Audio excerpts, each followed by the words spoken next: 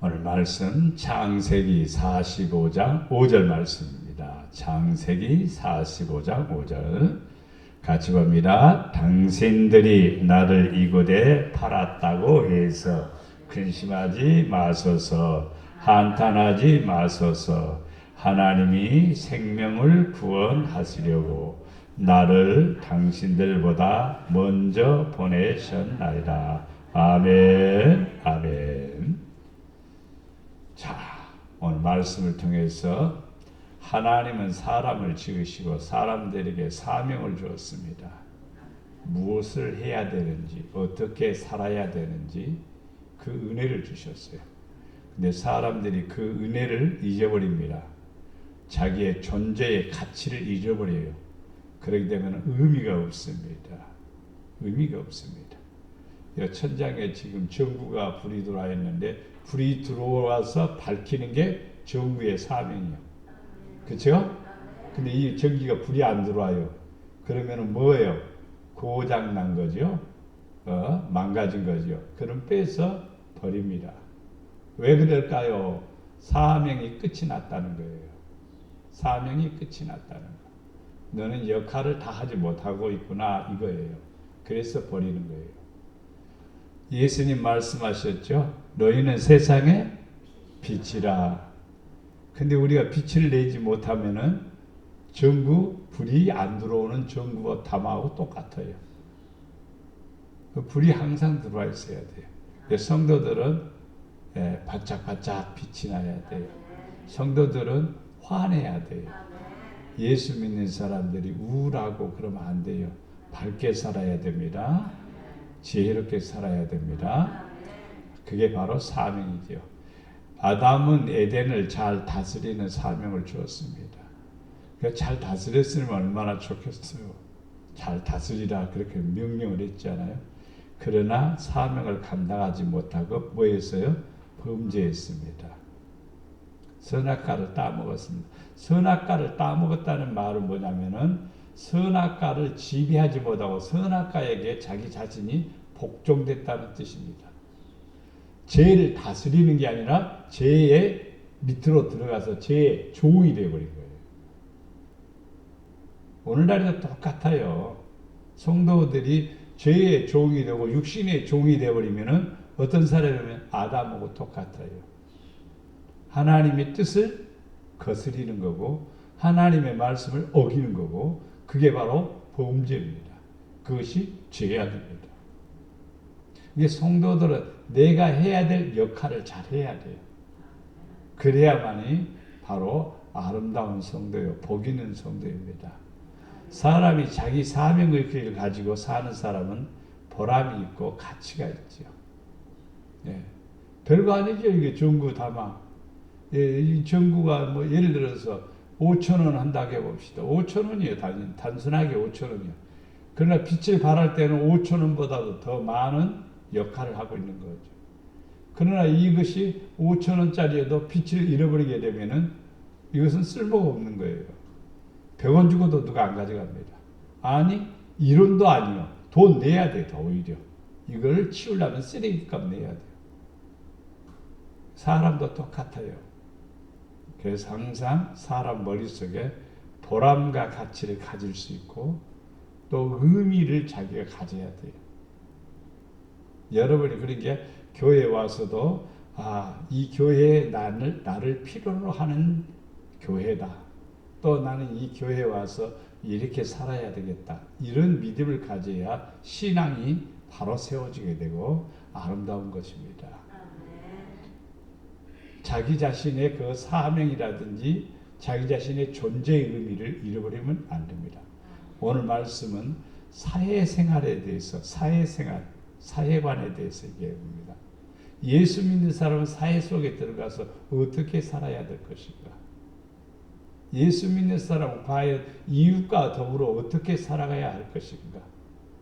예수 믿는 사람은 회사에서 어떤 역할을 해야 되고 또 동료들 속에서 나는 어떤 역할을 해야 될 것인가? 그들 속에 흡수되어서 살아가는 크리스찬들이 퍼센트가 80%는 될 거예요. 저는 그렇게 봅니다. 80%도 상당히 내가 점수를 많이 줍니다. 거기에서 빛을 드러내고 거기에서 모범적이고 거기에서 모든 사람들이 크리스찬은 뭔가 다르구나 하는 것을 보여주는 사람은 그렇게 많지는 않아요. 그런데 성도들은 분명히 세상에서 무엇이 되라? 빛이 되라. 빛이 되란 말은 모범이 되라.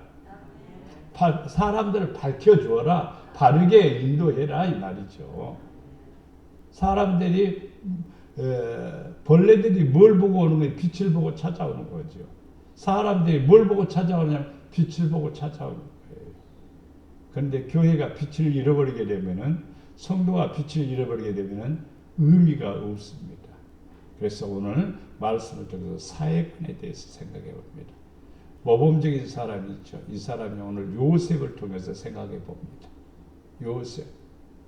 요셉은 야곱의 11번째 아들입니다. 11번째 아들이기 때문에 그는 야곱이 사랑하는 사람이 누구예요?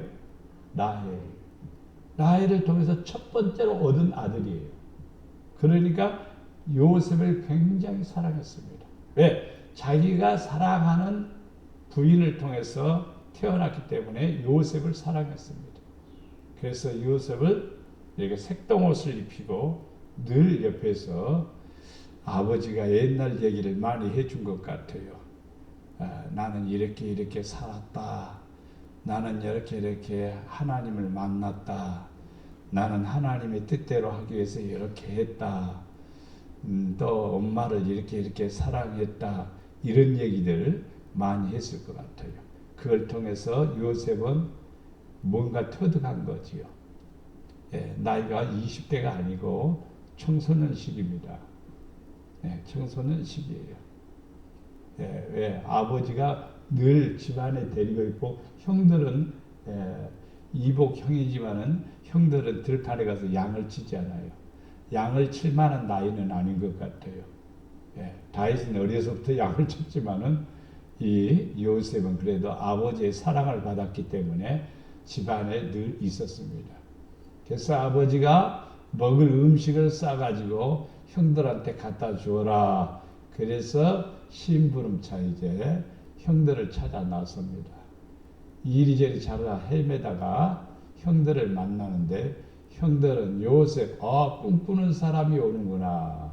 그래서 요셉을 붙잡아 깊은 물 없는 우물에 빠뜨립니다. 그러니까 이제 형제들끼리도 서로 갈등이 있죠. 이렇게 하면 안 돼. 어때? 저 미운 놈 그냥 골탕 좀 먹이자. 이런 식으로 그냥 막 괴롭히는 거예요. 심지어는 죽이자. 돌로 쳐 죽이자. 이런 사람도 있고. 그러다 결국에는 은혼된 것이 우물에서 꺼내서 애국으로 내려가는 장사꾼들에게 팔아버리지요. 그것을 팔았다는 말은 노예로 팔았다는 뜻이죠. 참 기가 막힌 일이죠. 배다른 형제들이라 할지라도 그래도 한 식구죠. 사실은 구약의 중동 지역의 그 가정 구조를 볼 때는 한 식구입니다. 아버지가 하나이기 때문에. 그런데 그렇게 해서는 안 되죠. 우리도 이 땅에 살아가면서 항상 이웃과 더불어서 다 다른 것 같지만 형제예요. 내 아는 목사님이 이씨 그래서 어디냐 윤씨 윤씨라고 해서 파평윤 씨라고 그래요. 저번에 와서 축제할 때 있잖아요. 그 목사님 파평윤 씨. 우리 할머니가 파평윤 씨요. 그러니까 내 손을 톡 잡더니 아이고 윤 씨의 피가 흐르고 있구먼 그러면서 반가워하더라고요. 이씨 우리 어머니는 이씨요 또.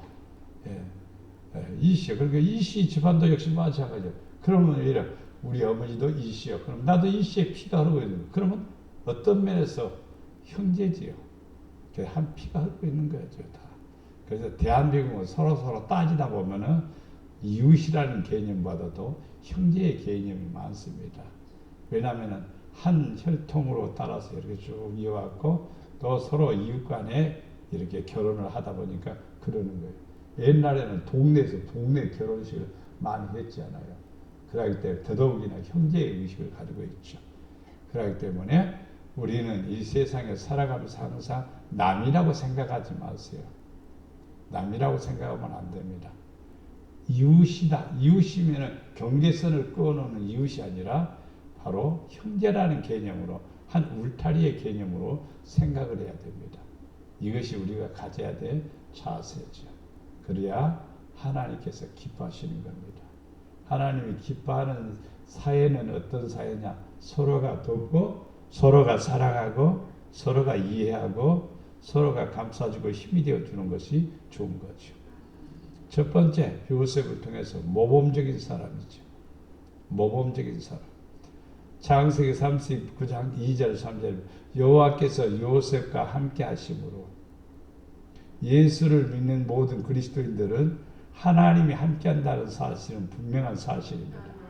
근데 그걸 느끼는 사람, 그것을 또 다른 사람들이 보고 저 사람은 하나님이 도와주고 하나님이 함께하는 사람이다 라고 인정하고 눈에 보이는 사람이 있습니다. 그런 사람이 돼야 돼요. 요셉과 함께 하심으로 그가 뭐가 된다? 형통한 자가 되었다. 요셉이 누구의 집에 들어가는 게 애굽 사람의 집에 들어간 거예요. 포디발 집이죠. 애굽 사람 집에 들어가서 거기 가서 종살이하고 종노릇하고 있는 거예요. 근데 이 요셉 때문에 그 집이 뭐 했다? 형통했다 이 말입니다. 그러니까 요셉은 어떤 사람이냐? 형통한 자다 이 말입니다.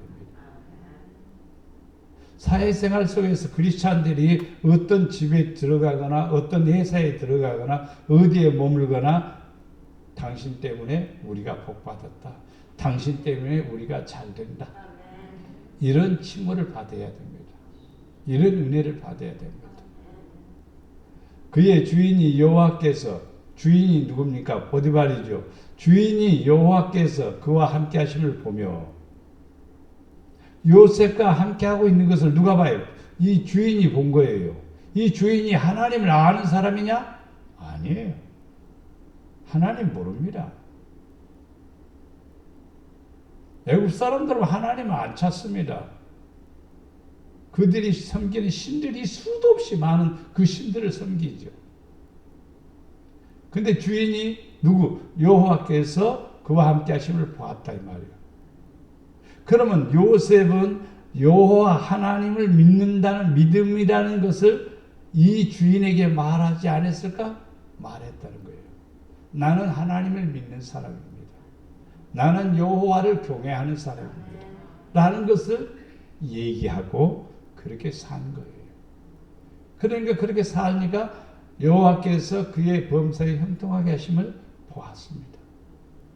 여러분 주위에 항상 사람들이 저 사람 예수 믿더니 복 받았구나. 저 사람 예수 믿더니 참 좋구나. 저 사람이 오면 우리는 행복해. 저 사람이 있으면 우리는 너무 좋아.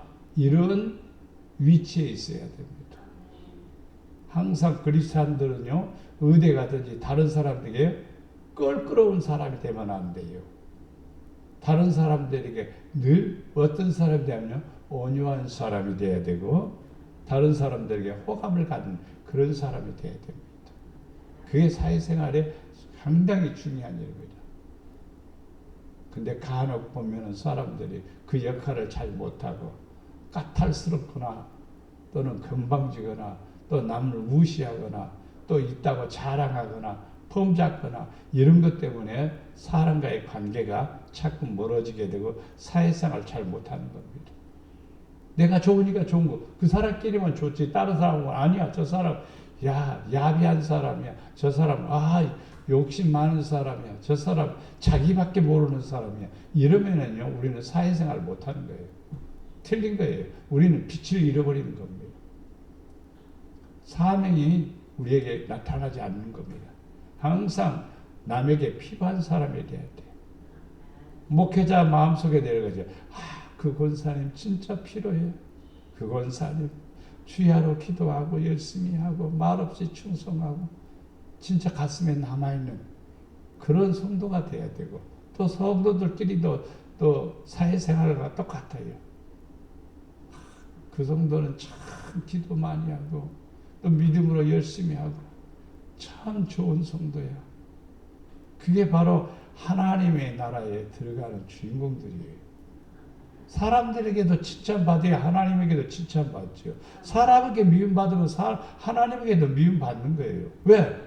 하나님이 보는 눈이나 사람이 보는 눈이나 다 똑같아요. 보면 좋은 거, 이쁜 것 보면 이쁜 것이라고 느끼지 않아요? 사람이? 좋은 것 보면 좋게 느끼지 않아요? 그렇죠? 선한 것 보면 선하게 느끼지 않아요? 악한 것을 보면서 선으로 느끼는 사람은 어디가 있어요? 그런 사람은 없어요. 아름다운 것을 보고 왜 이렇게 아름답지 못한가 이렇게 생각하는 사람은 이상한 사람이죠. 이상한 사람이죠. 그래서 항상 이웃과 더불어서 좋은 관계를 가져야 돼.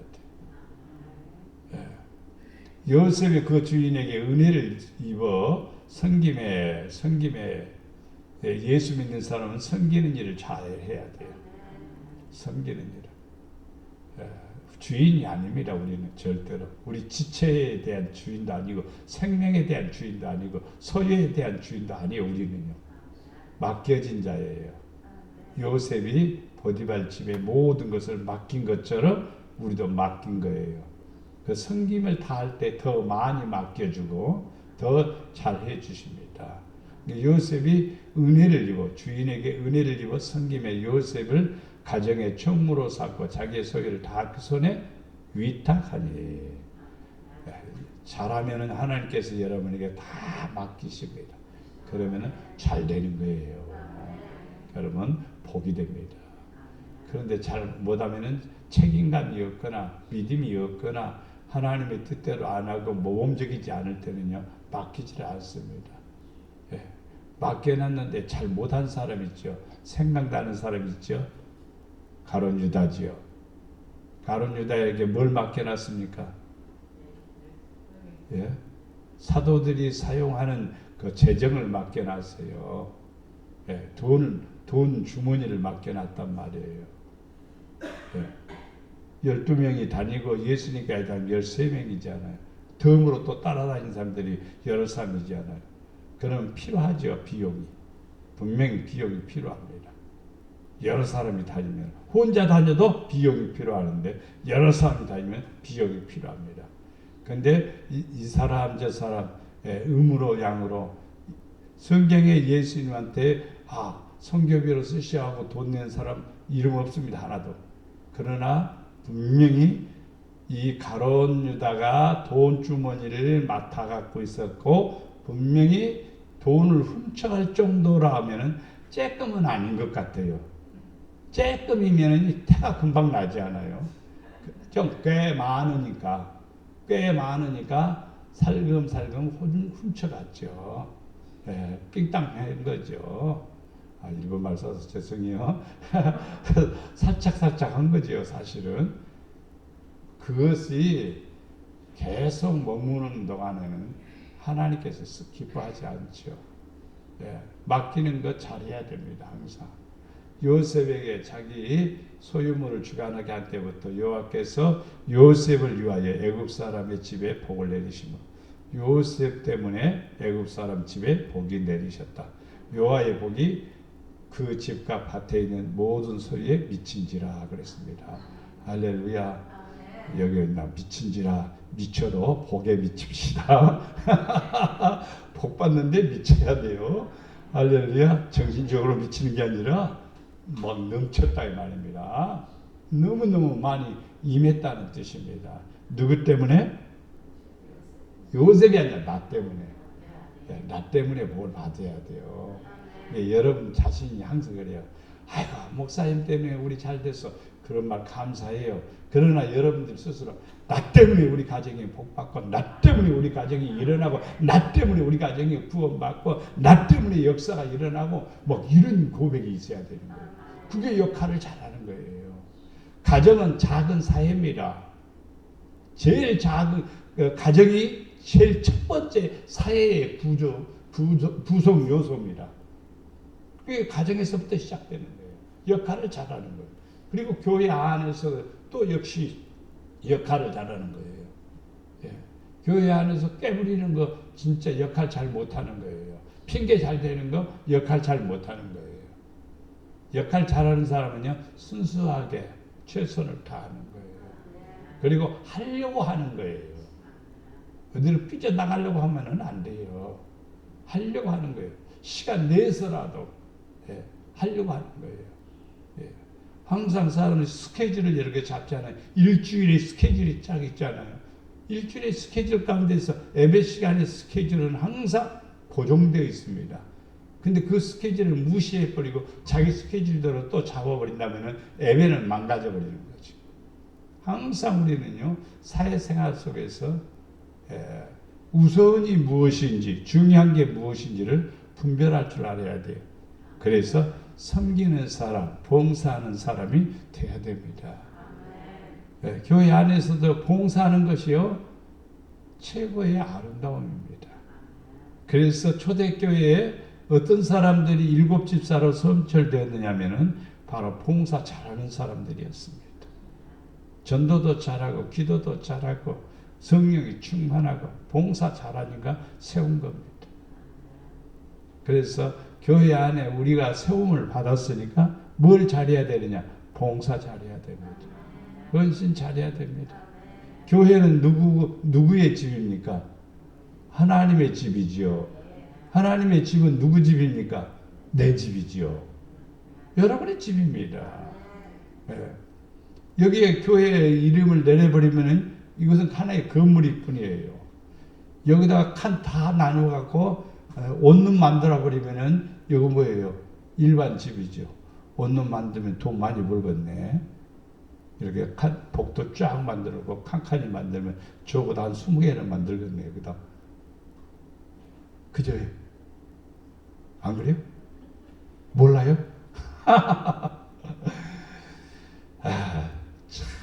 우리는 이 세상 살아가면서 교회는 여러분 자신이 봉사하고 있는 바로 그것입니다. 내가 봉사하면 참된 교회가 되는 거예요. 사회생활도 역시 마찬가지예요. 봉사 잘해야 돼요. 여러분이 할 수 있으면요, 사회생활 속에서도 봉사하는 데 뛰어들어가는 거예요. 그런데 동사무소 같은 데서 봉사하는 일에 한번 참여하는 것도 좋습니다. 그것이 사회생활에 해야 될 일입니다. 예수 믿는 사람들은 참 잘한다. 우리 교회는 아직 여전대회가 크게 이렇게 많지가 않아서 내가 참 못하는데, 내가 부러운 친구 목사님 교회가 있습니다. 연세대 동문 친구인데 거기는 이제 성결교회인데 저기 시흥 쪽에서 목회하시는 분인데 교인들이 좀 됩니다. 한 250명 이렇게 가까이 돼요. 여전대가 탄탄한 거예요. 여전대에서 늘 반찬해가지고 매주마다 반찬을 해가지고 가정에 이렇게 어려운 가정들에 보내주는 거예요. 그런데 가정에 직접 보내주면은 교회가 좀 전도하는 목적이다라고 하는 의미를 가지니까 그 양반은 다 반찬을 만들어 가지고 동사무소로 갔다가 동사무소에서 어려운 가정에 보내주십시오 하고 딱 포장해서 갖다 주는 거예요. 동사무소에서 굉장히 좋아하는 거예요. 그렇게. 아, 그거 좋은 아이디어다. 좋은 생각이다. 야, 우리도 그렇게 했으면 좋겠다 하는데, 아이고, 주일날 밥 한 끼 하는 것도 그냥 바닥바닥바닥 하고, 그것도 힘들어서 그냥 막 모르겠어요. 그러면 안 돼요, 사실은요. 안 돼, 사실은. 우리가 좀 부지런떨어서 그런 것도 하면 너무나 좋아요, 사실은요. 내가 시도 안 해도 오늘 힌트를 줬으니까 여전대에서 그런 거 하면 좋지만, 아이고, 모르겠습니다. 믿습니다. 요셉은 사회생활 속에서 어떤 사람이냐? 모범적인 사람이다. 헌신적인 사람이다. 그리고 섬기기를 다하는 사람이다. 그러니까 하나님이 좋아하시고 요셉을 통해서 누구 집에? 보디발 집에 복을 주시는 거죠.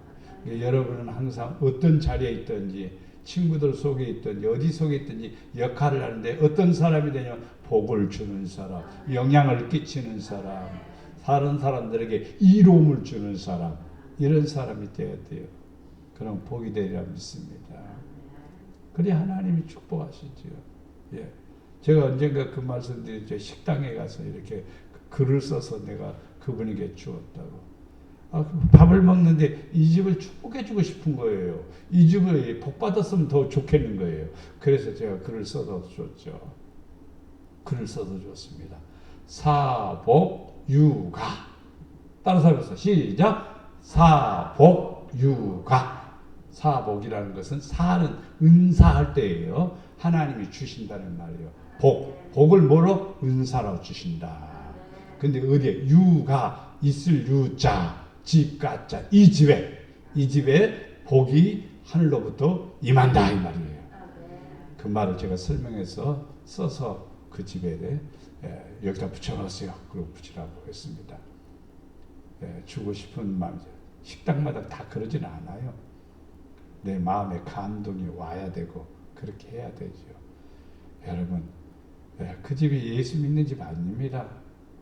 그러나 무언가를 이렇게 내가 이 집에 주고 싶은 마음이 있다는 것은 하나님이 주신 은혜라고 봅니다.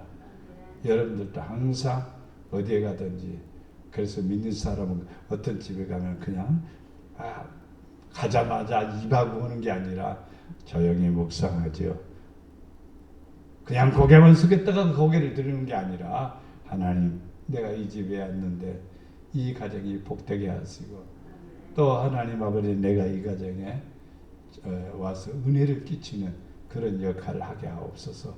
이렇게 기도하는 것이 우리가 사회생활, 신앙생활 기본입니다. 그렇게 해야 됩니다. 두 번째는, 첫째는 뭐였어요? 첫째는 모범되는 사람, 모범적인 사람. 두 번째는 필요한 사람이 되어야 됩니다. 필요한 사람. 창세기 39장 21절 23절까지 보면 여호와께서 요셉과 함께 하시고 그에게 인자를 더하사 간수장 이제 옥에 갇혔죠. 무엇 때문에 옥에 갇히냐면 요셉이 너무나 얼굴이 이뻤습니다. 잘생겼습니다. 남자가 생겼는데도 너무너무 잘생겼는가 봐요. 그래서 보디발 부인이 살살 눈짓하면서 함께 같이 있기를 원하고 같이 함께 자기를 원했죠. 근데 요셉이 거절을 했죠. 그러니까 요셉을 옷을 붙들고 막 매달리니까 옷을 벗어놓고 윗도리를 벗고 그리고 도망 나오죠. 그러니까 보디발 부인이 기분이 엄청나게 나쁜 거죠. 상한 거죠. 자기 요구를 안 들어주니까. 그래서 요셉을 고발해 버립니다. 자기 주인이 오니까, 남편이 오니까 요셉이 들어와서 거짓말로 뒤집어 씌우지요. 나를 이렇게 하려고 그러는데 내가 소리치니까 이 옷을 놔두고 도망갔습니다. 그러니까 주인은 그 말을 그대로 믿었죠. 그걸 그렇게 믿으면 안 되죠. 앞에서 분명히 보디발이 누구와 함께? 하나님과 함께 하는 것을 보았다고 그랬는데 믿음으로 본 것은 아니에요. 저 사람은 분명히 어떤 신이 함께 하는구나, 하나님이 함께 하는구나, 이거 인식만 했지 신앙의 고백은 아니죠. 요셉을 그래서 옥에 갇혔습니다. 옥에 갇혔는데 그에게 뭐에 인자를 더하사 간수장에게 은혜를 받게 하시네. 간수장이 옥중 제수를 다 요셉의 손에 맡김으로 그가 재반 사물을 요셉이 처리하고 간수장은 그의 손에 맡긴 것을 무엇이든지 살펴보지 아니하였으니 이는 여호와께서 요셉과 함께 하심이라. 여호와께서 그를 범사에 형통하게 하셨더라. 참 필요한 존재가 되어야 됩니다. 보디발 집에서도 필요한 존재지만은 감옥에 들어간 데서도 자기 역할을 무언가 하고 있죠. 안 하고 있으면은 간수장에게 쓰임을 받지 않습니다. 제수들이 모인 곳에는요, 잠자고 놀고 또 시키는 일 외에는 더 안 합니다. 모범적으로 할 필요가 없잖아요. 그런데 요셉은 모범적에도 보통 모범이 아닙니다. 모든 것에 설섬수범하고 모든 것에 능수능란하게 잘하는 그런 역할을 하고 있다 이 말입니다. 그러니까 간수장이가 옥중 제수를 다 간수장이가 옥중 제수를 요셉의 손에 맡기므로 그러니까 그러면은 이걸 가만히 생각해 봅시다. 이 문장을 가만히 생각해 보면 요셉이 옥에 갇혀 삽니까? 죄수들을 지금 관리하고 있습니까? 죄수들을 관리하고 있는 거예요. 옥중에 갇힌 것 같지만은 사실은 죄수들을 관리하는 거예요. 이걸 통해서 뭘 배우느냐면요, 하나님이 어떻게 나를 사용하는가를 터득하는 거예요. 그래서 항상 우리는요, 어디에 있든지 필요한 존재가 돼야 돼요. 저 사람이 있으면 상당히 시끄러워. 저 사람이 있으면 도움이 안 돼. 그러면 안 돼요. 저 사람 필요한 사람이야. 저 사람이 있어야 김치가 맛있어. 그래야 돼요. 왜? 솜씨가 좋으니까. 우리 엄마가 그랬거든요. 우리 엄마가 동네에서 솜씨 좋기로 유명합니다. 그래서 한참 잔치하거나 뭐 하면은요, 항상 후당떡 한번 맛 좀 보아. 그럼 가서 맛도 보고, 아이고야 이거 좀 뭐 해야 되겠다. 그걸 내가 어려서 여러 번 봤습니다. 항상 우리는 어디 있든지 어떤 사람이 모범적인 사람이 돼요. 40장 6절 7절의 말씀에 아침에 요셉이 들어가 보니 그들에게 근심빛이 있는지라. 간수장이는 아니지만 간수장의 역할을 하고 있는데 옥에 갇힌 사람들 가운데서 근심빛이 있는지라. 요셉이 그 주인의 집에 자기와 함께 갇힌 바로의 신하들에게 묻되 어찌하여 오늘 당신들의 얼굴에 근심의 빛이 있습니까? 사람을 읽을 줄 알고 사람의 마음을 읽을 줄 알고 그들에게 무언가 도움을 주고 싶어하는 마음으로 가득 차 있는 그런 모습을 볼 수가 있습니다. 이웃의 아픔을 내 아픔처럼 느낄 줄 알아야 돼. 그래야 크리스찬으로서 아름다운 마음이고 기본적인 자세죠. 하나님은 사람들을 긍휼히 여긴다고 그랬어요. 내가 사람들을 긍휼히 여길 때 하나님이 나를 긍휼히 여기는 거예요. 사람들에서 관심이 없으면 하나님이 나에 대해 관심 없어요. 내가 사명에 충성했을 때 하나님이 나를 충성되게 여겨 더 많은 것을 맡기시기도 하지요. 그렇기 때문에 우리는 항상 필요한 존재가 돼야 돼요. 필요한 존재. 노예에서도 내가 어떤 역할을 할 것인가 막 노예가 시끄러울 때도 항상 저는 그랬어요. 나는 기도할게요. 말만 그런 게 아니라 사실은 심지어 철학 100번 했습니다. 혼자. 노예 강구를 합니까? 나 언제 철회하겠습니다. 이렇게 아니요. 혼자 그냥 그 역할을 하는 거지. 하나님이 그렇게 기뻐하시는 거예요. 하나님이 좋아하시는 거예요. 그래서 제가 노회장 하면서 하나님 이제 우리 노예 시끄러운 일이 다 끝이 나게 하시고 조용하게 하옵시고 그렇게 이제 장이 되었으니까 더 기도할 수밖에 없잖아요. 그래서 기도하면서 회의를 하지 않게 하옵소서. 그렇게 기도했더니 회의 한 번도 안 했어요, 사실. 회의 한 번도 안 하고 그리고 아무 일도 없이 싹 지나갔어요. 얼마나 감사한지. 하나님 감사한 거예요. 우리 이 땅에 살아가면서 중요한 것은 내가 어떤 역할을 하는가, 내가 어떻게 해야 될 것인가, 그것을 잘 분별해서 남에게 기쁨이 되는 사람이 되었고, 남에게 또 소망이 되어주고, 남에게 위로가 되어주고, 그런 역할을 잘해야 됩니다. 지금 여기에 나온 근심하는 사람 두 사람이죠. 꿈을 꾼 사람. 이 두 꿈을 꾼 사람은 어떤 사람이냐면 술 맡은 간원과 떡 맡은 간원이죠. 이 두 사람들의 꿈풀이를 해줍니다. 하나님의 그 은혜로 그 꿈대로 얘기해주니까 그 꿈대로 이루어진 것을 볼 수가 있습니다. 여러분, 이웃의 아픔과 고통이 있을 때 여러분이 해결해주는, 내가 해결해주는 거 아니라 하나님의 은혜로 해결해주는 거죠. 내가 해결자는 아니요.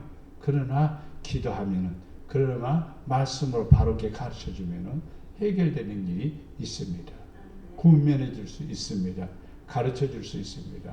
그게 뭐냐? 역할이에요. 역할. 내가 해야 될 역할입니다. 그 역할을 하지 않는다면 우리는 사회생활 속에서 빛을 잃어버리고 맛을 잃어버리는 그러한 위치가 됩니다. 그래서 항상 우리의 역할을 잘해서 다른 사람이 필요한 것을 내가 해드릴 수 있는 그런 섬김의 모습을 가질 때 사회생활 속에서 복 있는 성도가 되리라 믿습니다. 마지막에는 경외하는 사람입니다. 하나님을 경외하는 사람. 경외하는 사람. 언제든지 경외하는 사람이 되어야 돼요. 요셉이 바로에게 대답하여 이르되 내가 아니라 하나님께서 바로에게 편안한 대답을 하시리라. 바로가 이제 꿈을 꾸었죠. 요셉이 바로 앞에 섰습니다.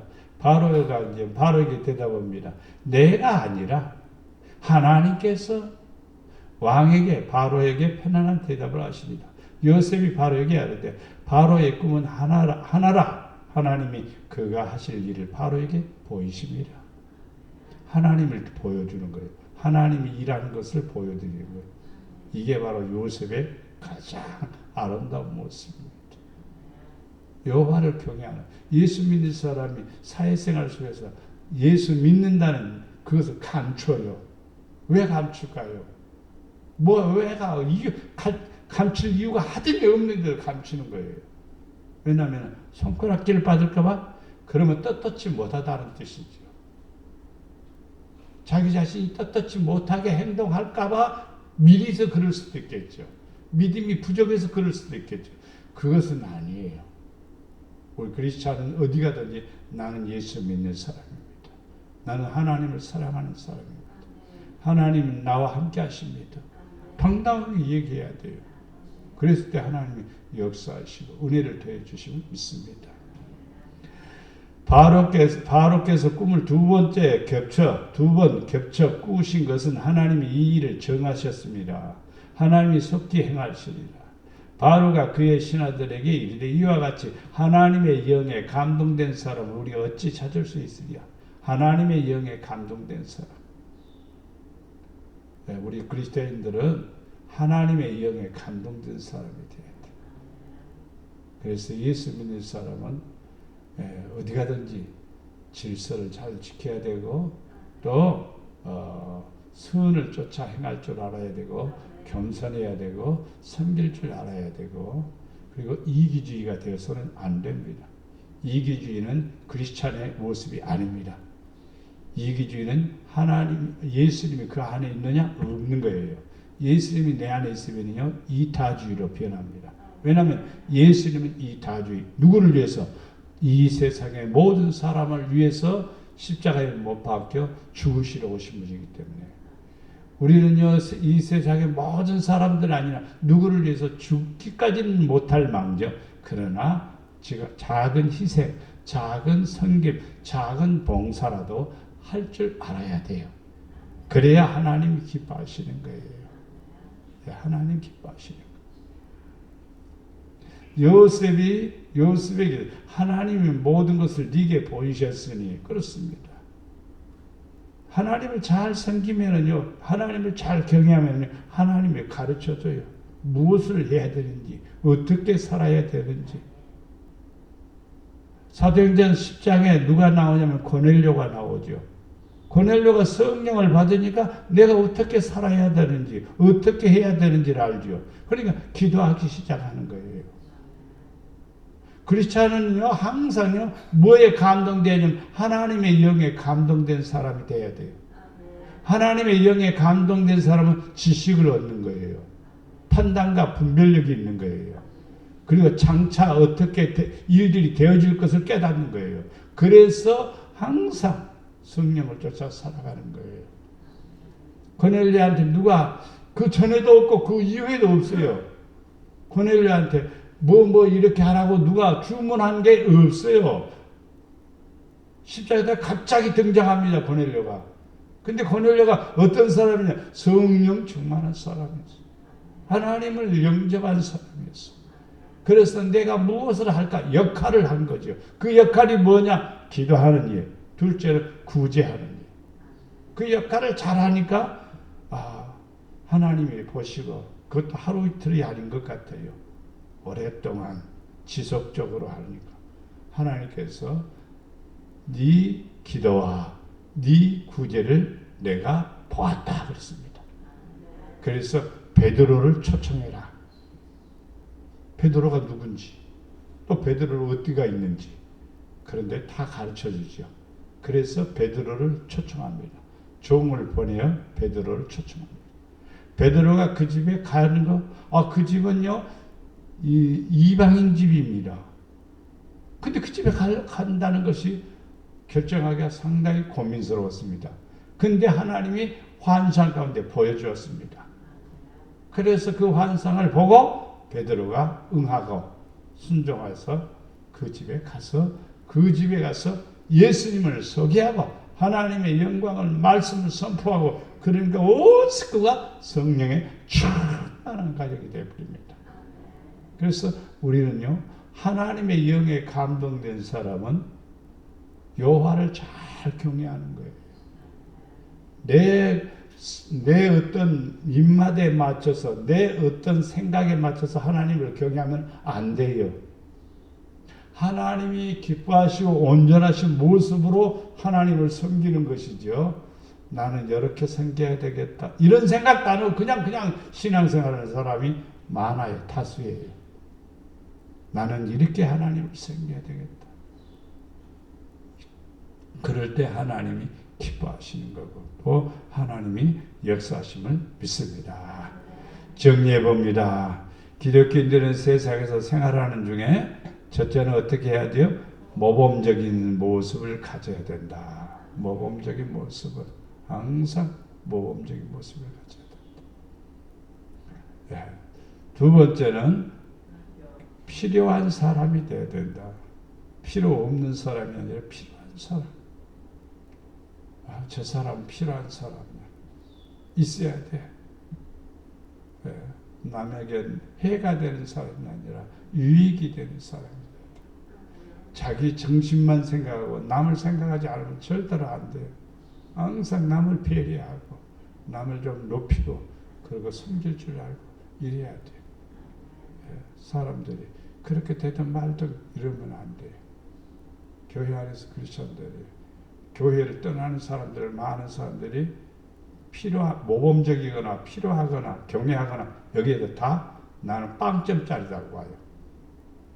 그렇다고 다른 교회 가서 안 섬긴다, 교회 안 다니는 다니지만은 모범적이지는 않습니다. 필요한 개념은 아닙니다. 큰 교회 가서 모퉁이 앉았다 그냥 나오는 거지. 헌신봉사 너 안 합니다. 여호와를 경외하는 모습 그냥 다니는 거죠. 그게 아니에요. 이 세 가지의 틀을 잡는다면요, 나를 필요로 한 데 가는 거예요. 나를 필요로 한 데. 그리고 모범적인 거예요.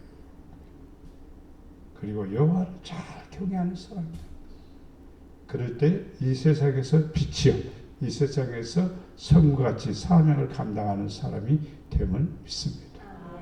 기도하겠습니다.